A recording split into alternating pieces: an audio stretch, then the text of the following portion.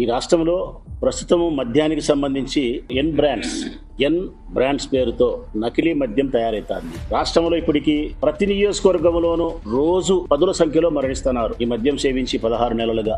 ఏమంటే ఇవి పోలీసులు నమోదు చేయడానికి వీలు లేని హత్యలు. స్పష్టంగా చెప్పాలంటే ప్రభుత్వం చేస్తున్నటువంటి హత్యలు. నకిలీ మద్యం సేవించినటువంటి చాలా మంది అనేక రకాల ఆరోగ్య సమస్యలతో ఆరోగ్యం క్షీణించి చనిపోతున్నారు.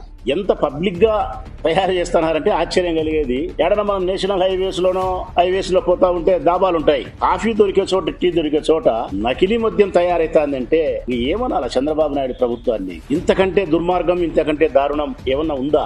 ఈ మొలకల చెరువులో జరిగినటువంటి నకిలీ మద్యం తయారీ రాయలసీమ జిల్లాలకే కాదు, ఆంధ్రప్రదేశ్ లోని అన్ని జిల్లాలలో నకిలీ మద్యం సప్లై అవుతా ఉంది. ఈ రాష్ట్రంలో నకిలీ మద్యం ఏరులై పారుతా ఉంది. ప్రజల ప్రాణాలను బలిగొనే మందును తెలుగుదేశం పార్టీ నాయకులు విచ్చలవిడిగా తయారు చేసి అమ్ముతా ఉన్నారు. ప్రభుత్వ అధికారులు ఏమాత్రమే చర్యలు తీసుకోవడం లే.